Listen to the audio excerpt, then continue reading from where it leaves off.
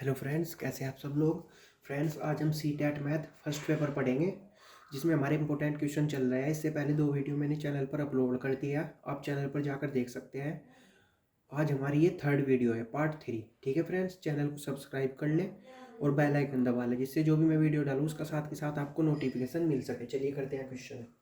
जो हमारा आज फर्स्ट क्वेश्चन है वो है, एक वर्ग की भुजा 10 सेंटीमीटर, यदि वर्ग की भुजा दुगनी कर दी जाए तो परिमाप कितना गुना हो जाएगा, ये बताना है। मान लीजिए हमारे पास एक वर्ग है, ये हमारे पास एक वर्ग है जिसकी भुजा हमारे पास 10 सेंटीमीटर है। सभी भुजाएं बराबर होती हैं, आप जानते हैं वर्ग की, तो सभी 10 होगी, ये भी 10 होगी और ये भी 10 होगी। ठीक है फ्रेंड्स, यदि वर्ग की भुजा दुगनी कर दी जाए, अब की बार क्या हुआ, यदि वर्ग की भुजा दुगनी कर दी जाए, मान लीजिए ये कितनी कर दी जाए, ये अब की बार 20 कर दी जाए, 20 20। ठीक है फ्रेंड्स, भुजा दुगनी कर दी जाए तो परिमाप कितने गुना होगा, ये बताना है। पहले पहले भुजा कितनी थी हमारी, 10 सेंटीमीटर। परिमाप कितना था, परिमाप हम जानते हैं, परिमाप बराबर होता है हमारा 4a। ये हमारा परिमाप होता है। पहले कितनी थी भुजा, 10 सेंटीमीटर, तो हमारा परिमाप था, a का मान 10 रखेंगे क्योंकि भुजा 10 सेंटीमीटर थी, तो हमारा परिमाप था 40 सेंटीमीटर। ठीक है, अब की बार भुजा दुगुनी करने पर परिमाप कितना हुआ देखेंगे। परिमाप परिमाप बराबर 4a बराबर 4 इंटू, अब की बार कितनी भुजा दुगनी हुई, पहले 10 थी, अब की बार 20 हो गई, 10 थी 20 हो गई, तो ये हुआ हमारे पास 20। मल्टीप्लाई करेंगे 80 सेंटीमीटर। पहले कितनी थी 40, अब की बार कितनी हुई 80, तो कितने गुना का हुआ, 2 गुना, 2 गुना। ठीक है फ्रेंड्स, तो अगर आपको डायरेक्ट पूछ लिया जाए कि भुजा आपको दी हुई हो, कुछ भी हो, 10 20 कितनी थी हो, तो वर्ग की भुजा दुगुनी कर दी जाए तो परिमाप कितना होगा, हमेशा परिमाप दुगुना होगा। ठीक है फ्रेंड्स, 2 गुना होगा। चलिए क्वेश्चन सेकंड देखते हैं। सेकंड क्वेश्चन है हमारे पास, कक्षा में सभी विद्यार्थी एक पंक्ति में खड़े हैं, दोनों सिरों से रुई का स्थान 19वां है, तो कक्षा में कुल कितने विद्यार्थी हैं। चलिए देखते हैं। कक्षा में सभी विद्यार्थी एक पंक्ति में है, मान लिया एक पंक्ति है हमारे पास और इसमें सभी स्टूडेंट्स पंक्ति से खड़े हैं, दोनों सिरों से, यानी इस सिरे से और इस सिरे से रुई का स्थान 19वां है। मान लीजिए यहाँ पर है 19वां, ये है रुई। ठीक है फ्रेंड्स, जो भी क्वेश्चन में दिया हो एज इट इज लिख लो। ठीक है, विद्यार्थी पंक्ति में खड़े हैं, पंक्ति बना ली, दोनों सिरों से रुई का स्थान 19वां है, लिख दिया 19वां, यानी इस सिरे से भी 19वां है और इस सिरे से भी। तो अगर उसका स्थान 19वां है तो बच्चे कितने होंगे, उसके इस साइड 18 बच्चे होंगे और इस साइड से भी 18वां है, इस साइड से भी 19वां है, तो इधर भी 18 बच्चे होंगे, ये इधर भी 18 होंगे और इधर भी 18 होंगे, यानी इधर भी 18 और इधर भी, क्योंकि उसका 19वां स्थान है, दोनों सिरों से इधर से भी और इधर से भी, यानी वो 19वें स्थान पर है। तो पूछा है कक्षा में कुल कितने विद्यार्थी है, 18 तो ये हुए प्लस 18 इधर से हुए। ठीक है, 18 इधर से, 18 इधर से और एक रुई, प्लस एक रुई भी तो हुई, क्योंकि 18 बच्चे तो इधर, 18 इधर और एक रुई, ये हुआ हमारे पास 37। ठीक है फ्रेंड्स, ये हमारे पास 37। तो कक्षा में कुल कितने विद्यार्थी है, 37, यही हमारा आंसर है। चलिए क्वेश्चन नंबर 3 करते हैं। फ्रेंड, 3rd क्वेश्चन है हमारे पास, 3 ब्रांड ए बी तथा सी के पेन क्रम से 10 12 और 24 के पैकेटों में उपलब्ध है। यदि एक दुकानदार के तीनों प्रकार के पेन समान संख्या में खरीदने हैं तो उसके द्वारा खरीदे जाने वाले पैकेटों की न्यूनतम संख्या क्या होगी। सबसे पहले जो दिया हुआ है वही लिखेंगे। हमारे पास ए प्रकार के जो पेन है वो होंगे 10, जो बी प्रकार के हैं वो होंगे 12 और सी प्रकार के हमारे पास होंगे 24। 3 प्रकार के ब्रांड है हमारे पास। ठीक है, ए बी सी, जो हमें दिया है 10 12 और 24। ठीक है, के पैकेटों में उपलब्ध है, ये ब्रांड पैकेटों में उपलब्ध है। यदि एक दुकानदार तीनों प्रकार के पेन समान संख्या में खरीदे तो उसके द्वारा खरीदे जाने वाले पैकेटों की न्यूनतम संख्या निकालने के लिए इसमें ऐसा क्वेश्चन हो, सबसे पहले एलसीएम ले लो।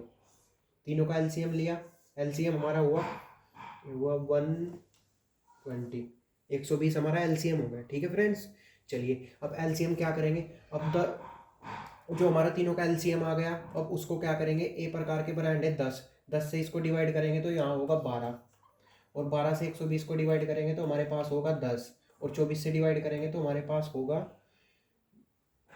ये होगा 24 पंजे 5।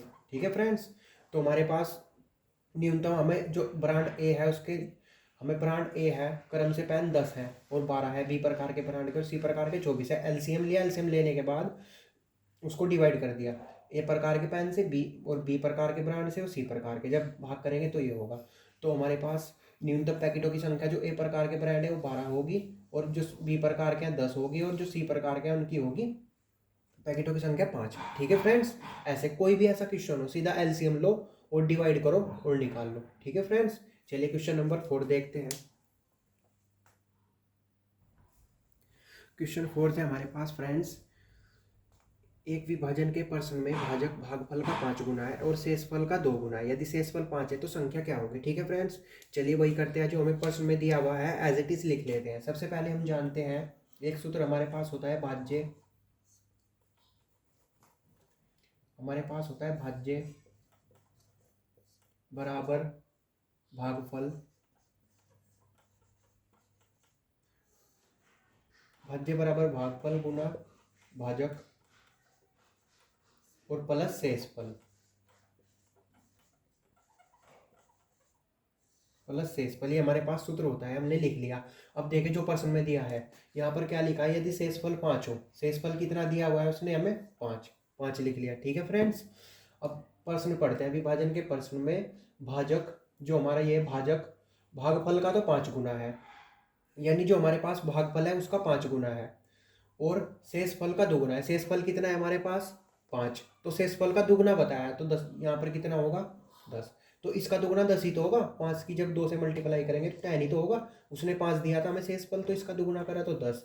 और यहाँ पर क्या दिया हुआ है, भाजक भागफल का 5 गुना, यानी भागफल का इसका 5 गुना होगा। 5 गुना कब होगा, जब हम यहाँ 2 गुना करेंगे, क्योंकि जब 2 की 5 में मल्टीप्लाई करेंगे तो 10 होगा।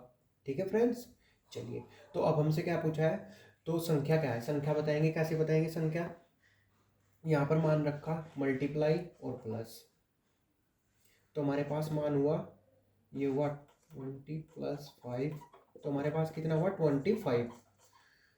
तो संख्या क्या होगी, वो संख्या होगी हमारी 25। ठीक है फ्रेंड्स, चलिए क्वेश्चन नंबर 5 देखते हैं।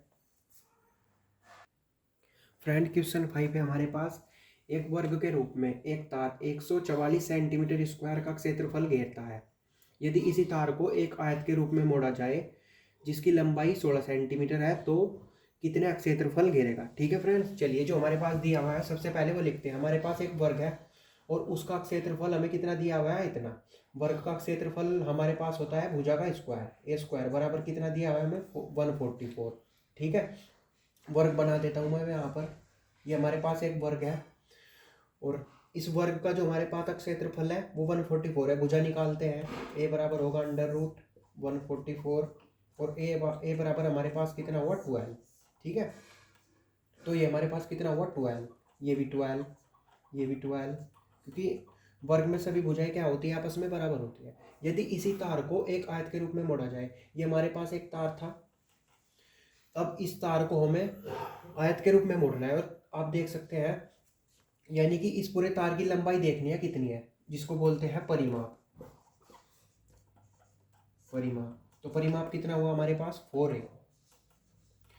ए बराबर कितनी है 12, मल्टीप्लाई करी 12, तो ये होगा 60 सेंटीमीटर। तो तार की जो परिमाप होता है पूरे की लंबाई तो होती है, तो हमारे पास कितना है 60। अब इसको क्या करना है, परिमाप को हमें मोड़ना है आयत के रूप में। मान लीजिए हमने ये आयत के रूप में ऐसे मोड़ दिया, ऐसे मोड़ दिया। ठीक है फ्रेंड, जिसकी लंबाई 16 सेंटीमीटर है, लंबाई तो 16 है लेकिन चौड़ाई नहीं दी हुई है, आमने सामने भुजाएं बराबर होती है इसमें।